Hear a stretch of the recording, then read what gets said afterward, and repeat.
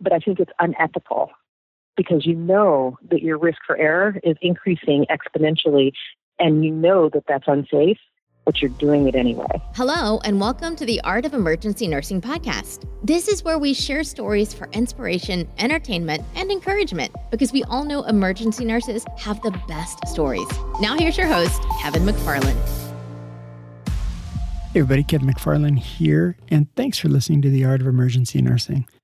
Today's guest is somebody I had the pleasure of meeting a couple years ago at the ENA conference. We had a mutual friend, Sarah Wells, who you know as the New Thing nurse, and Sarah introduced me to her friend, Allison. As soon as I met Allison, I knew we were going to hit it off just fine. She has an incredible passion for nursing and teaching. She has a specialty of self-care and team building. And in addition to being an ER nurse and an educator, she has an education company called Expedition Ed.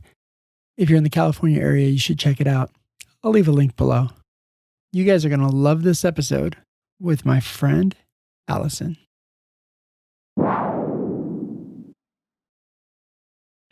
I'm Allison Shuttleworth, and I own Expedition Ed, which is a continuing education business that operates out of the San Francisco Bay Area and out of central Mexico, coastal Mexico on the Pacific side, in the Puerto Vallarta area, where I do retreats, CE retreats specifically, built around burnout. My website is expedition-ed.com, and I also have a Facebook page, Expedition EDRN, and Instagram, which I'm not very good at, which is also Expedition EDRN.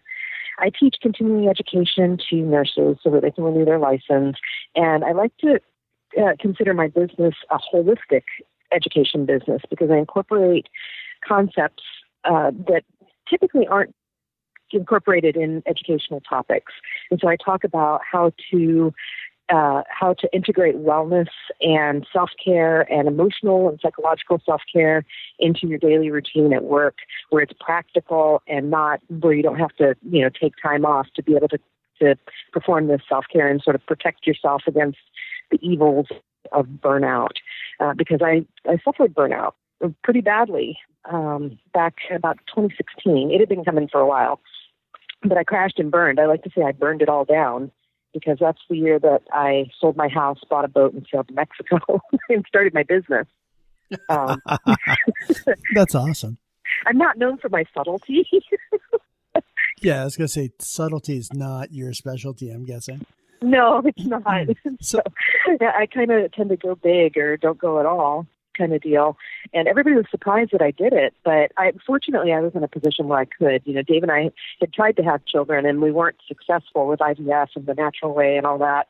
And I decided one day, instead of laying in bed crying all of the time, that I would, because I didn't have kids, that I would, sail away and sail to Mexico and do all the things that you can do because there's no kids to pay for tuition for college, and I don't have to worry about amassing wealth or accumulating things. And so I decided I wanted to accumulate experiences, and I wanted to understand what happened to me with the whole burnout thing. And I'm being the super nerd that I am. The first 6 months in Mexico, I spent probably about 4 hours a day doing reading primary research articles on the neurobiological basis of burnout. And then after that, the organizational causes of burnout. And I started to think that, this is really valuable information. I think people would like it. And so I started Expedition Ed, because I've been an educator for years, for probably about 15 years. And, building curriculum is not new to me. And I love teaching nurses and precepting and mentoring nurses. And so it all sort of coalesced in this idea where I can teach people, hard skills, ER skills. I can pass on wisdom and knowledge of 27 years of nursing, 23 of which have been in the ER. And I can pass all of that on, but I want to pass it on with the wisdom of you have to take care of yourself. And sometimes that means doing some really hard stuff to take care of yourself, like saying no and setting boundaries, and sometimes being ostracized by people for doing things like that and for putting yourself first, so to speak. And, it really does take training to be able to do that. It's not something that naturally happens with nurses because we're caregivers and we tend to put everybody else first. But you can't put everybody else first and put yourself last all the time and still be an effective nurse. So anyway, I wanted to. It is so hard to say no. That. Yeah. Sometimes it's so hard to say no and kind of maintain your own boundaries. Absolutely. Well, there's a lot of peer pressure to not say no, right? Like, can you take another patient? When you say no, you're often viewed as not being a team player, or maybe you're lazy, or maybe you just can't handle it, or you're just not cut out for the ER. These are all things that I've heard people say about other nurses who have tried to establish healthy boundaries, things that I would say are healthy boundaries. And, learning ways to navigate those situations, because that's where a lot of bullying comes from, too, if you think about it. And, nurses not wanting other nurses to set boundaries, not wanting them to say no, not wanting them to turn down something that you want them to do. And so then, of course, it's the other person's fault, right? And it's easier, or it has been the culture, unfortunately, in the past, to sort of ostracize those people and marginalize them and make them not part of the team and say, well, they're not a team player. And so I really want to help nurses be able to navigate those sticky situations so that they can establish healthy boundaries while still enjoying their practice. And I call it passion-driven practice. That's sort of the theme that I operate under with my blog, because you really can get that passion for your practice back once you learn how to set these healthy boundaries. Absolutely. I think having professional and personal boundaries is so important, because so many nurses are bad at that work-life balance thing. We're just not good at it. And are at our own peril. Oh, absolutely. Well, and again, the system sets us up for failure, really. I mean, the more patients come into the ER, the better, the hospital's reimbursed. It's all linked to reimbursement. And, the organization's mission is to get more patients in. And in order to do that, you have to turn your beds over faster. And when you're turning your beds over more quickly, you become sort of what I like to call a transactional nurse. You're a task monkey, and that's all you are. And we don't go into nursing to be task monkeys. We go in to use our brains and critically think and delve deeper and establish human connection with our patients. And the patients are responding to this too, this transactional nursing. They see us as a waitress, or maybe a flight attendant, not to put waitresses or flight attendants down, but not really the medical professionals that we are. They're, we're serving a turkey sandwich, or we're giving a shot, and they don't know all the other stuff that goes on behind the scenes. And some of that stuff is getting missed now, the advocacy, because there's just simply no time for it, because we're being pushed and pushed and pushed. And that's born of poor boundaries in our leaders. And because it's been such the culture for nursing for so long to want to do our best, right? And part of our best means, being a team player and getting that throughput done and getting that patient in and out so we can get another patient in and out. Yep. And, when our leaders are, and when I say leaders, I'm talking charge nurses, and I too have been guilty of this. So this isn't coming from a place of judgment. This is coming from a place of experience. But when we have nurses who have poor boundaries, they will take on 15 patients on their own and not ask for help, because asking for help is a weakness, and they're not weak. Yeah. They can do this. I got this, because they really are badass nurses. But when you're doing that, what you're doing is you're self-defeating, but you're also defeating the team, because you're eroding everybody else's boundaries around you. And again, like I said, I'm speaking from a place of experience. I have done these things, and I'm not proud of it. And I have a little bit more insight into it now that I've studied about it, and I sort of stepped away in a very dramatic way and looked at it as an outsider and as a scholar and as a professional who's not being beat down and so tired that I can't look at it objectively. Nice. Does that make sense, Kev? That makes complete sense. Absolutely. So how long total have you been a nurse? Culture change. 27 years. 27. I graduated in 92. Mm-hmm. I went through an associate degree program. I sort of went through the ranks. I didn't want to be a nurse. My dad made me go to nursing school. I think he was afraid I'd never move out if I didn't go to nursing school to be able to support myself. He thought he was going to be stuck with me, and I was a difficult child. So he forced me to go to nursing school. I really did not want to be a nurse because, first of all, I didn't know what nurses did. I thought that they just handled bedpans and gave shots, which, by the way, the public really still doesn't know what we do in terms of advocacy and how we make a difference behind the scenes, because all they're seeing is this transactional stuff that happens at the bedside. So we really need to be talking more about that, because I had no idea. I had no clue what nurses did. And I certainly didn't want to be changing bedpans. And my dad's like, you're going to nursing school. And there was a big blow up in my household because he was paying for college and he refused to pay for anything else besides nursing school. And frankly, I didn't have any other plans. I was really a clueless kid. I thought I was just going to get married and have a lot of babies and join the PTA and make cupcakes for a living. Like, I had no idea. I was so clueless at 18. Wow. And in fact, I went to the first community college I went to. My first clerical rotation was a hot mess. I just remember my instructors were so over the top with me. They were so over me. I had my first post-op patient. It was a little boy. He was like 4. And he was a fresh appy. And he's like, can I have some water? And clueless me at 18 had never even been to the hospital. I'm like, sure, you can have some water. So I grabbed the first thing I saw with a handle on a spout, and I filled it with ice water and threw a straw in it and handed it to him. And thank God his mom was there. And she's like, isn't that a urinal? I've never seen a urinal before. I was like, yeah. And I was like, I was just rinsing it. She said, you put a straw in it. Hot mess express, Kevin. That's hilarious. But anyway, hilarious. I eventually made it through my associate degree program and then tested out of a year. By the end of my associate degree program, I knew that I wanted to be a nurse. Like, after maybe the 3rd, 4th semester, I was like, okay, this is for me. I like this. I understand this now. It makes more sense to me. And holy cow, I can get out of my parents' house. This works. I can be gainfully employed. So then I was a dean's list student, once I decided I wanted to do it.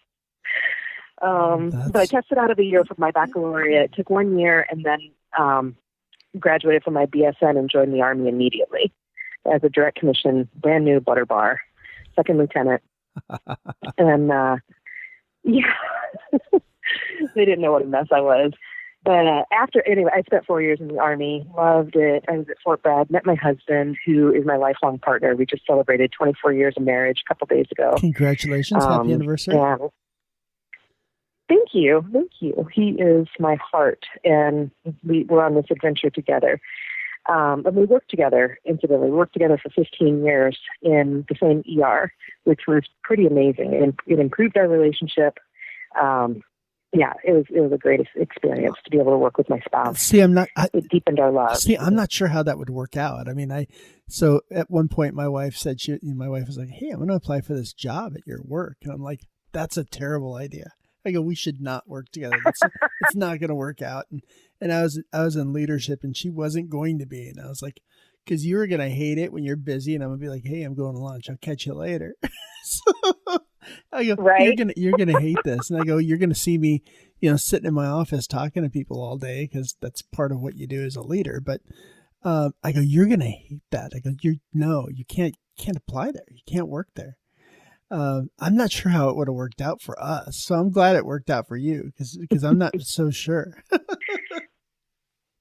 Yeah, no, it was great. It was really good for our relationship, because I could see before that he was an infantryman. He wasn't in healthcare, and he went and got his EMT certificate and started paramedic school and was our ED tech. And just seeing him at the bedside and how compassionate and loving and just efficient and skilled and intelligent, just all of these things. And I was like, oh my God, I'd fall in love with him all over again, shift after shift. And I mean, it wasn't all roses and bubbles and, and rainbows, but we had our conflicts and stuff, but we managed it pretty effectively. Yeah. And it didn't spill out into the clinical setting. Yeah. Good. But that's awesome. After I got out of the Army, I went on to get my master's degree. I was clueless. Again, I spent a lot of my life clueless, actually, as I look back. And I didn't know what I wanted to do for sure. I thought that I knew I wanted a clinical track, but I really didn't know exactly what I wanted. But I was afraid I was going to get knocked up and not be able to go back for my master's. And so the time pressure was on. And I was 27 at the time. Like, I don't think I was 27. So I applied and I was working at UNC. I was a nurse manager at the University of North Carolina at Chapel Hill. And I applied to grad school and I got in for the family nurse practitioner program. And at that point, I went from management to bedside. And that's when I became an ER nurse full-time. Well, full-time. It was a Baylor program to get me through grad school. And halfway through my master's program, so the FNP, I realized that I really just wanted to be an ER nurse. I loved it. I was learning so much from the diploma nurses and the associate degree nurses. They were my heroes. Those women and men were just incredible, and they influenced me so much. But here I was, $40,000 in debt, and I needed to finish my master's program. So I finished it. And I took a job in a rural ER as the first ER nurse practitioner that they had ever hired. And it was a mess. There was really no infrastructure that had been established. There were no protocols. It was like working as a pioneer in that setting. And it was very, very difficult for a new grad nurse practitioner to step into that role in a rural area with no subspecialties. And after about, I think it was 6 months or so, I was like, screw this. I'm done. I'm going back to the bedside. And that's what I did. I went to a level 2 trauma center and really enjoyed myself again. And I was back in my setting, back in my comfort zone where I wanted to be and where I was learning. Yeah. Good for you. And it's, there's something to be said. And Andrew Bowman said recently on one of the podcasts, he said, he goes, being an advanced practice nurse is fine. And it's great. He's like, but there's some pride in being a bedside ER nurse. There's a lot, there's a lot to that. And there should be a lot of pride in that. And people should have pride in being a nurse. It's not, you're just a nurse. You're a nurse, damn it. and he's absolutely right. I love it. There's a lot of pride in just being a bedside nurse. And one of the things I found when I was kind of doing more of the leadership route and doing kind of more management stuff, that I went back to the bedside PRN and I found a lot of joy there, that I was like, oh my God, I'm still pretty good at this. I still know how to take care of patients and I enjoy it. And, I'd look forward to going to a 12-hour shift at the pediatric ER because I was looking forward to going and taking care of patients. Yeah. So. Yeah, there's something special about it. There really is. And, so as an educator, I had sort of a dual role. I was at the bedside, but I also was in the office probably about 50-50. But when I got burned out and I quit, I went back per diem and I just wanted to be at the bedside. And I was just happier than a fly on shit, man. At the bedside, I was just like tickled. And my coworkers at the hospital I work at now were just looking at me like I was the craziest thing they'd ever seen, because I'd come out grinning all the time, just so happy to be back at the bedside and just loving my patients and having a good time. It's a great little ER too, by the way. I have to say it's a good little ER, and the patients are not violent, shockingly. After having worked in the Tender Room of San Francisco for 15 years, it was nice to go to a hospital where they really don't experience violence. And so this is a very different demographic. So I should qualify it by saying that. But I was just tickled to be taking care of these 100-year-old people. And they're just so cute and sweet. Yeah. But my coworkers thought I was nuts. Because I was just walking around grinning all the time like a mad hatter. Yeah, they sometimes laugh at me in the PZR. They're there full time, and I just kind of go in and work once in a while. So of course I'm like, hey, yeah, I'll take whatever you got. And they're like, and I'm like, no, I'm good. Yeah, whatever. So. Well, it was an adjustment for me too. I mean, coming from, I call it the hood, like coming out of the hood, hood life. Yeah, the hardcore homeless that have, socks that haven't been on in years and have grown into their feet and these special snows and, just all that comes along with that. And that was the bulk of our patients at the hospital that I left. And then going into this ER where they all have insurance, and it's a rather wealthy suburb that I'm working in right now. And, it's just such a different demographic, and they're not, so my first shift there, And several things happened to me. I walked into get an ambulance in one of my rooms, and the tenderloin. You coming into my room, you're going to get naked because you probably have a shank on you. You might have a machete. I've pulled all sorts of things off of people that they could and or maim me, right? And so I used to make a game of it. I'm like, how fast can I get somebody naked and tied down? It was like a ER rodeo. And I felt like it should have been added as an Olympic sport, really, because I got it down to 3 minutes. And I dare anybody to beat that. Like, I can get you naked and tied down in about 3 minutes. And I feel like there's a market for that out there on the dark web. Transferable skills. Can you put that as a bullet? Yes, can you put that as a bullet point on your resume? I don't think so, but maybe. Well, I might have to be a dominatrix at some point, so it'll come in handy. Well, anyway, I walked into this ambulance, and it's grandma, and she's like 100 years old, and here I go straight into thug life, right? I jerked that woman's pants off so fast, and all of a sudden I realized that everybody stopped, and they're looking at me, and I'm like, what? She could have a shank. And I realized the absurdity of what I had just said. Like, this grandma is not going to have a shank. The grandmas in the Tenderloin have shanks, but not this particular grandma. This is your average grandma. Hopefully grandma doesn't have a shank. I had gone full fuzz on her. Right? I have met grandmas that have shanks sticking up under their boobs. And so, I was fixing to get this woman naked and search her for shanks. That was my first shift in the ER at my current hospital. It rubbed grandma the wrong way, and I had to adjust myself. That's funny. Oh. Yeah.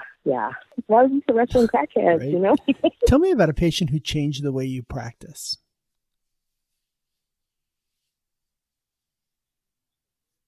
Change the way I practice. Wow.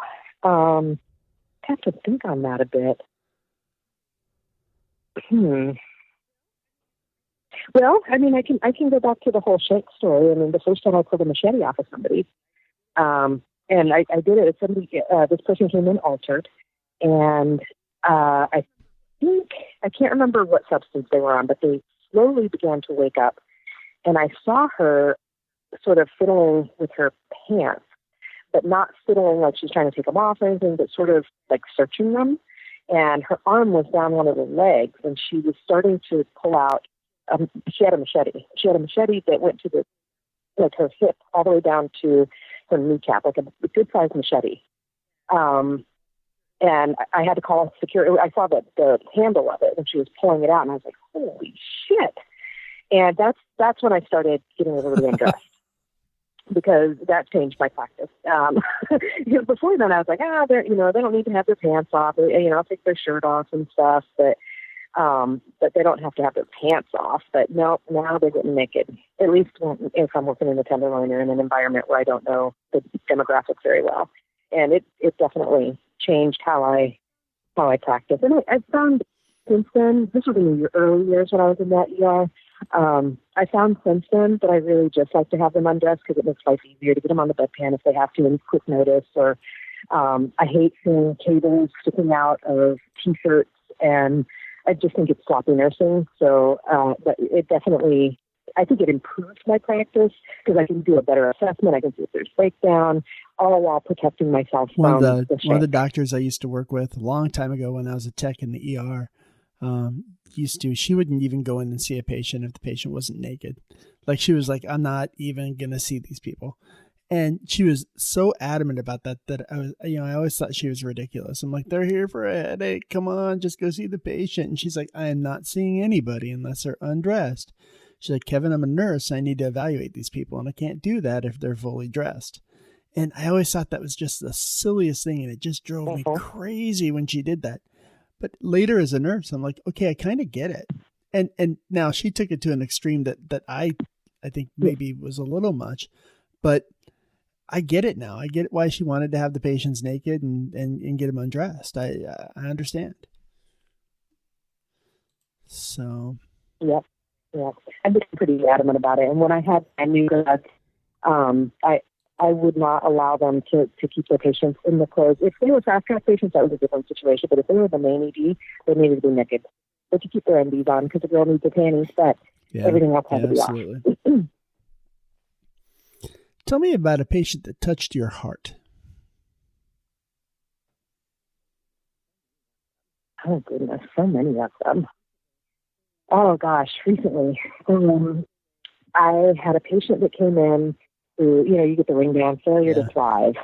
Not really an adult diagnosis. Yeah. Okay, whatever. She's a failure to thrive. And she comes in, she's 99. All of our people at this hospital are 99 or over 100. It's crazy. I've never seen so many high-functioning 100-year-olds, and some of them are driving. Oh, my. And it's alarming. Yes, for sure. In fact, I met somebody the other day. It's 104. He was in Iwo Jima. How crazy is that? And he lived in assisted living. I know, right? But anyway, this lady was 99 years old, and she came in with her granddaughter, who's a 911 dispatcher. And this woman's laying in the bed. Her eyes are closed. By the way, she's stable, but you can see she's dehydrated. And the granddaughter's talking to me and saying, she quit eating and drinking. She just isn't hungry, and we're afraid she's going to die. And in my head, I'm like, she's 99. She's going to die. She's going to die eventually. None of us get out of this alive, right? Right. Like, you're going to die of something. God love her. She made it to 99. And anyway, I spent a lot of time with this family and sort of talking about end of life and how, you don't have an appetite. As you begin to die, it takes your appetite and you're not thirsty anymore. And you just sort of fade away at that age unless you're dying of some major disease, And there's no pain. She wasn't having any pain. She could respond. And she was deaf as a doorknob and didn't have her hearing aids in. But the granddaughter leans over and whispers in my ear. She says, she was a nurse. And I sort of backed away because I heard the patient in the background move around. And I turned around. She had one eyeball open. And she looked at me and she said, I am a nurse.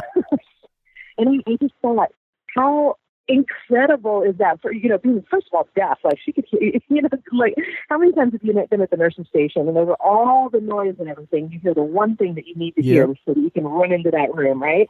Like, she had kept that skill at 99 and on death's door. And anyway, so after I was able to arrange hospice for this woman and get her back home because we were trying to honor her wishes. She really didn't want any life-saving treatment. She had a DNR in place and all this stuff. And I actually talked to the granddaughter, I can go forward with this. They're going to want to do the whole workup, which means a FemCAF and all this stuff, wine, and her being dehydrated at least two sticks. And she finally decided, like, no, we're going to honor grandma's wishes. It's hard for us, but we're going to honor them. So I got hospice involved, and we were able to set her up and get her out of there. And so the family left first to go make sure that the house was ready and blah, blah, blah. And so I'm alone in the room with this woman who had the only thing she said to me since she's been there is, I am a nurse. And I just leaned over to her, and I said, I'm so sorry, but you have a beautiful family. And I can only imagine that that's a testament to the woman that you are and the mother and the grandmother and the nurse that you have been. And I cried. Here's this hardened ER nurse. And I didn't cry hard. And I cried a little bit softly with her as we were there, just the two of us by ourselves. And she squeezed my hand and she said, thank you.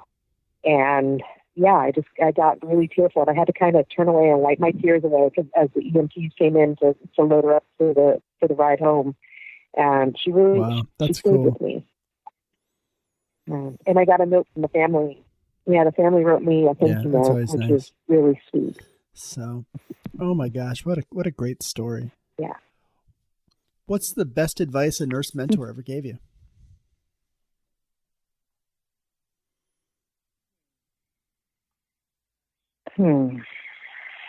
Gosh. Keep your patients safe. And she said to me, she said, you have two jobs in this world as a nurse. Keep your patients safe and keep them as comfortable as you can. And she said, it sounds simple, but it's going to be the hardest thing that you ever do. And I found that to ring true. And, when it comes down to everything in the chaos of the ER or whatever, when I start losing myself in that drama and everything, if I come back to keep your patients safe and keep them comfortable, I find that it sort of gives me, it's like a touchstone, right? There's all these tasks, there's all these things to be done, but really what I need to do is just keep my patients safe and keep them comfortable. And it's also been very difficult at times to sometimes advocate for those things, for the safety and the comfort, or for doing the right thing. can often be the hardest thing that you do, is to do the right thing. And sometimes that's turning down another patient, or sometimes that's, arguing with a physician about the right course of action versus an easy course of action. You're right. Sometimes the hardest things we have to do is the things that are, the right thing to do. So. Yep. What advice would you give a brand new ER nurse, someone just getting started in their career?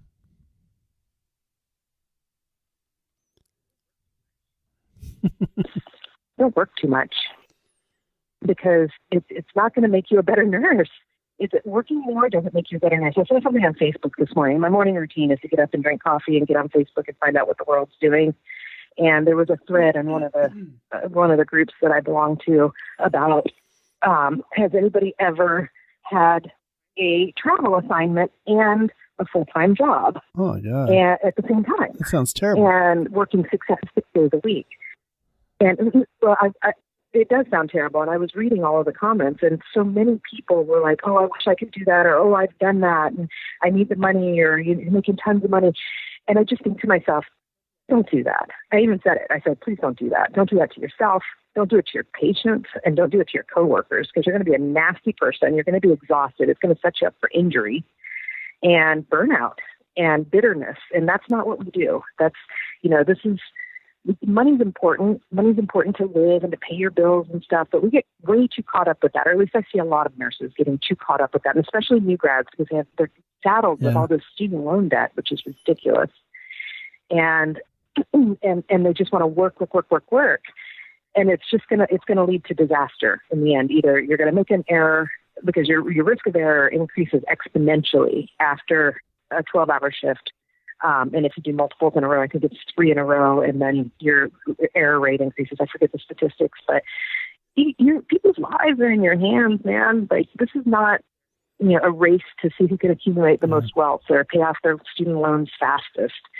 And I know I'm speaking from a place of comfort where I've already paid off my loans and whatnot. And I certainly have been in that situation where I've done overtime to excess. And so, again, I'm not trying to be judgmental. I'm trying to speak from a place of experience and wisdom. But I tell all of my new grads, don't pick up a second job. You need to get your ER skills down solid before you take on a second job or before you're picking up any overtime. You need to be sharp for your patients. And don't accumulate debt. Don't go out. The first thing they want to do is go out and buy a brand new car when they graduate from nursing school. I'm like, don't do it. It's just going to saddle you with the burden of having to pay that off. And it's not worth it. Take your time, get your skills down, learn what you can, listen to other people, forge relationships, find a mentor. This all takes time. And if you're picking up a ton of overtime, you don't have time to do these things. And you're putting off things that are essential to developing a safe and effective practice. One of the things that I always see, and I seen this at the last hospital I worked at, there were nurses, they were so short-staffed and everybody was working, everyone was working at least one day a week, one day more a week. Some were more than that. I mean, there are some people working 100 hours a pay period. And I was just like, that's just insanity. Like you're going to hurt somebody. And like, it seems like I felt sometimes like I was talking to the wall, because I didn't think administration realized how dangerous it is for someone to work 100 hours a pay period. It's just not safe. They're not going to be as sharp as they are on day 4 or 5 as they were on day 2 and 3.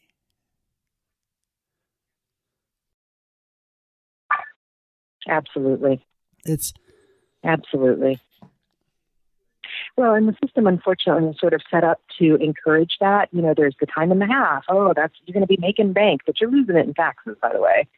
But our leaders need to know that if they're spending a lot in overtime, there's a problem there. Either their turnover is too much, which is an indication of a sick department, or maybe they've got people out on maternity leave or whatever, and they need to plan. There's strategic planning that needs to be happening. And right now, everybody seems to be so reactive instead of proactive. Instead of taking a minute, taking a breath, and like, okay, so-and-so is going to have her baby in 3 months. We're probably going to need a traveler. Instead of leaning so heavily on the staff and then, telling them they're a bad nurse when they make an error because they're working their second overtime shifts that week. Yeah. And I see people doing crazy amounts of overtime. And I mean, I've done it. I've had those seasons where you say, you do that nurse math in your head and you're like, hey, if I want to buy a new computer, I just need to work X number of shifts. Or if I want to work, if we want to go on vacation, I just need to work this many extra days over the next 3 months. We all do that kind of nurse math in our head. We're like, okay, that will cost me 3.5 shifts. But it's really, it's just not sustainable. Like there's days that I would work my 3 days a week, and then I'd have signed up for a shift at my PRN gig for a fourth day, and I'm just sitting there going, oh, I really just don't want to go today. Like I just don't, I just feel like I need rest, and we don't do ourselves well by getting that rest that we sometimes need.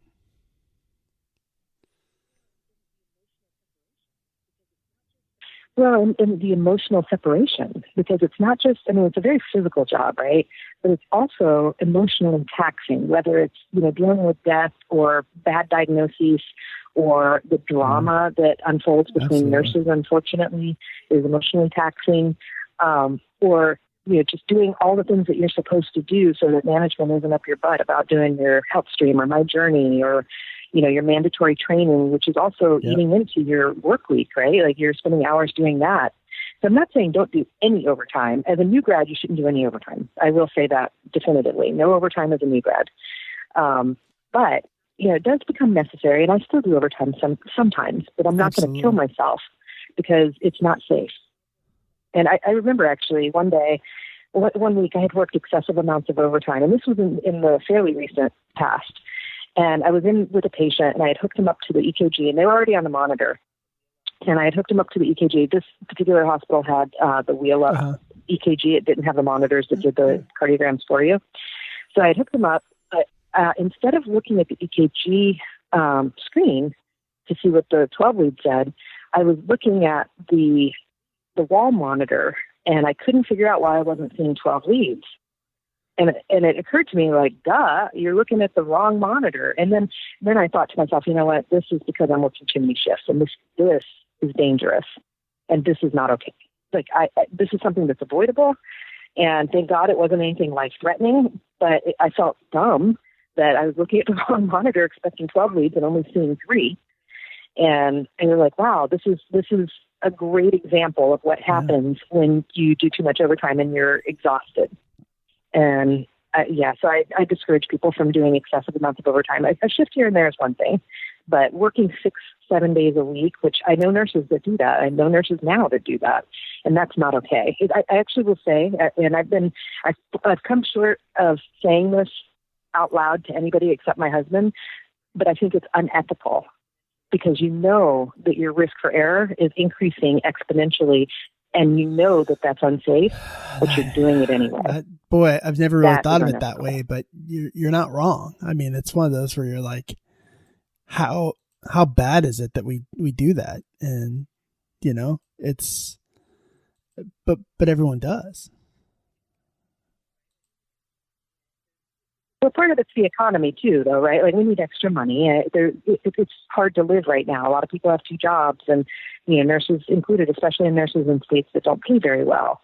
And I fortunately have the luxury. I'm working in California and make good money, and I've got good ratios, and I'm grateful for that. But I worked in the Southeast where I had 8 patients at a time, and where it was unsafe, and I had to work 2 jobs to make ends meet. But so it sounds very judgmental to put it that way, but I will say, I hope that your audience will reflect on it and not do the knee-jerk thing and be like, oh, she's a bitch and she's saying I'm unethical and I have to pay my bills and she's blah, blah, blah.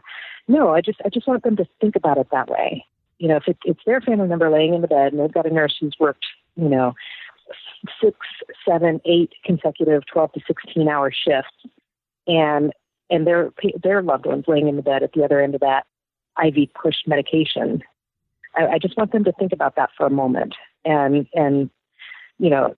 maybe we can come together as a profession and make changes that will improve working conditions and improve the base salary for staff nurses so that they don't have to work 2 jobs and tons of overtime and put our patients at risk. So I'm not putting this squarely in the laps of the nurses.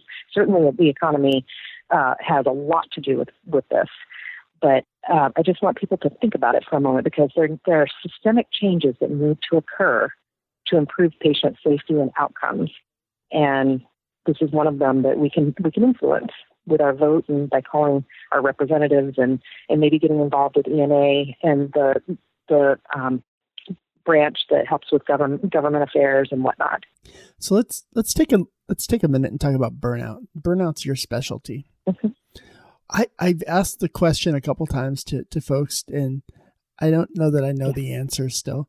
Like, what do you think makes the difference between the nurses? Because I know some nurses who, work 6 months and they say they feel burnt out. And I know other nurses who work 20 years in an emergency department and don't seem burned out at all. I have told people before that I don't consider myself burnt out. Though, certainly I've had my seasons where I'm like, but usually it's short-lived. What do you think makes the difference in the people who get burnt out quickly and the people who don't seem to get burnt out?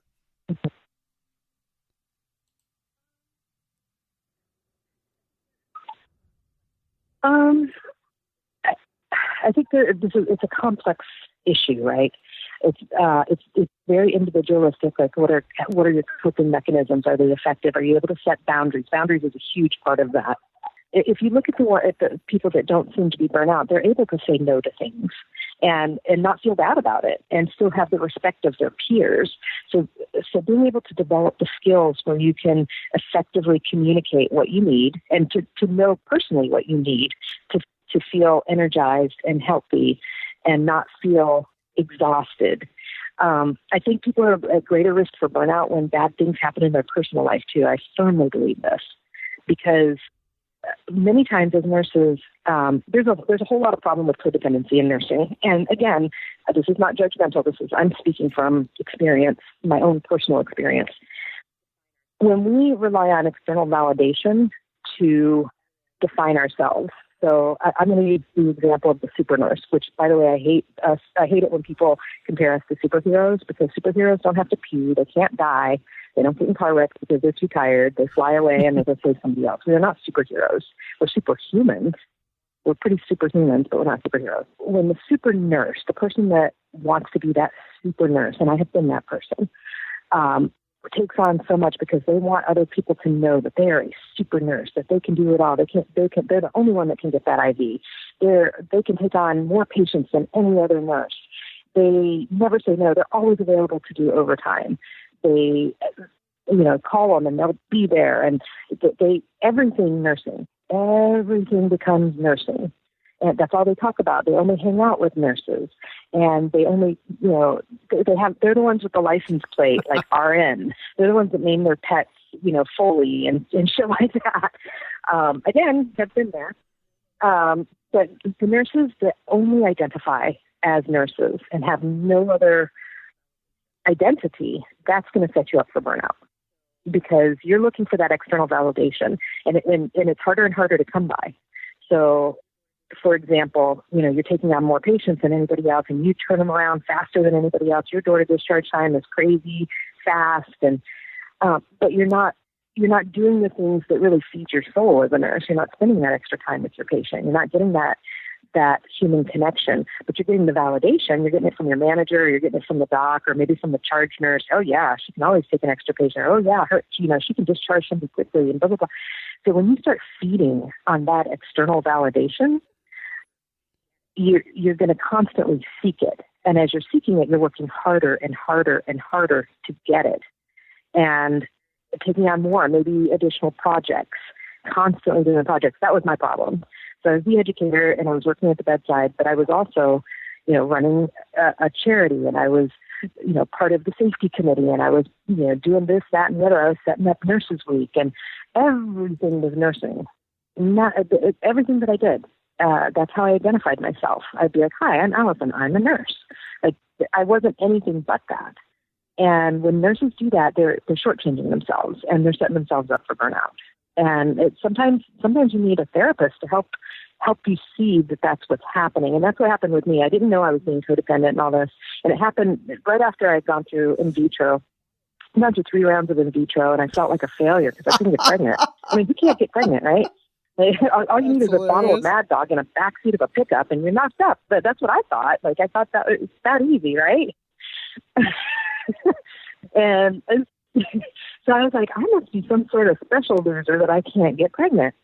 And I just tried everything. And it was hard, too, because my husband worked in the ER with me. And so our patients were regulars. And so they knew we were married. And they'd always ask, when are you having kids? And the people in the lab, and the X-ray, and the transporters, and the doc, everybody. So when I couldn't get pregnant, I really, yes. Yeah.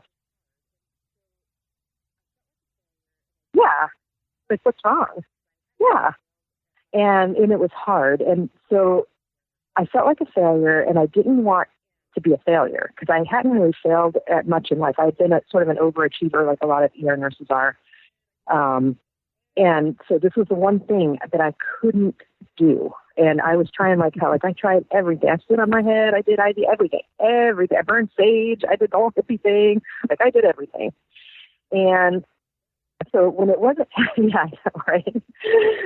When it wasn't happening, then I was like, well, I have to prove to everybody that I'm not a failure. And I didn't do this on a conscious level, by the way. I didn't sit at home and write a list like, I'm not a failure and I'm going to do this, that, and the other. No, I was doing things that would make people say, oh my God, you're so amazing. Oh my God, how do you do that? How do you do everything? Stuff like that. Like, you're such a great nurse, or you're such a team player. I needed to hear that because I had a deficiency like this hole that I couldn't fill. And so I was working myself to the point of exhaustion. And just, it was ridiculous.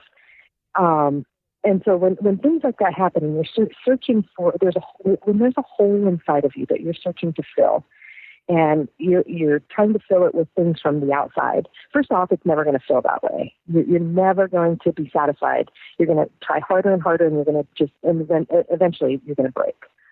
Which is what happened to me. I just broke down at work one day. I just burst into tears over all things. Here I'm a seasoned ER nurse. I've seen some shit go down like everybody else. And I burst into tears over the damn shower. I wanted to take a shower at work because I was riding my bike to and from work trying to get exercise in. And I was sweaty when I got there. And I had been using the dock shower. And one day they locked me out. And I melted down. I had like a Chernobyl-style meltdown. And it was bad. I did the ugly cry, and it was I was embarrassed. I was embarrassed by it because who cries over a damn shower? You cry over a fetal demise. You cry over a pediatric code. You do not cry over the damn shower. And I was embarrassed because here I am in my mind. I wanted to be super nurse, and super nurses don't cry over the shower. So I was like, you know what? Something's really bad wrong here. I need to talk to somebody. I'm not doing well with this infertility thing.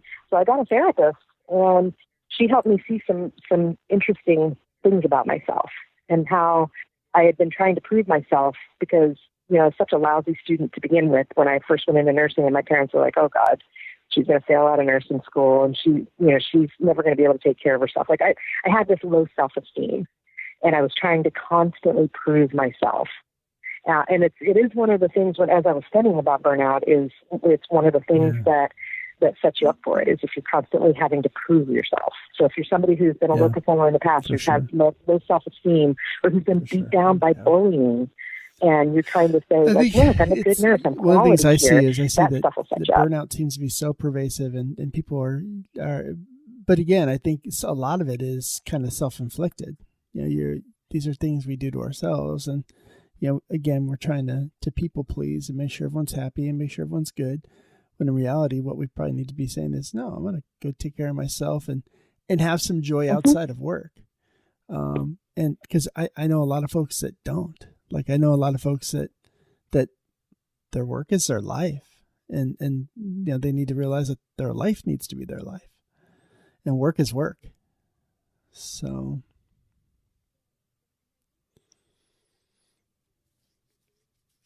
Yes. Yeah.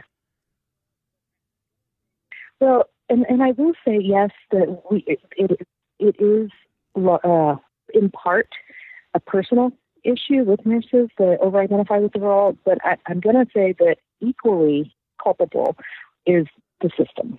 And because the system is a system, it doesn't care if it chews you up and spits you out broken.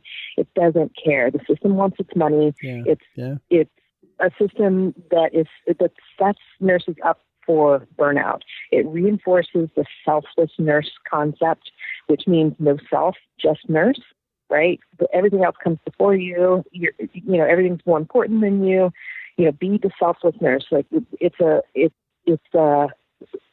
reinforces itself, right? Nobody wants a nurse that puts the nurse first. They always want you to put the patient first, or whatever. The protocol comes first. Everything comes before you. Yeah. And when you have a system that thrives on that, but it thrives on the nurse who turns her beds over faster than anybody else. It's a system that eats you up and spits you out. And until we take responsibility as a profession for setting limits, and we all have to do it. It can't just be one person setting limits all the time, because then there's a troublemaker and they need to go. We need to replace them with somebody who's not going to cause problems, right? Until we come together as a profession and set healthy limits on what we will and will not do. Absolutely right. And this isn't going to change, because the system is such that it's going to continue to perpetuate burnout. Both nurses and physicians. It's not unique to nurses. Yeah. The last question I always ask all my guests is a little bit harder question. But it's feeding on the codependency of nurses. What I'm going to ask you for is feeding on the personality type that goes should into remember, nursing. and 3 things they just need to go ahead and forget.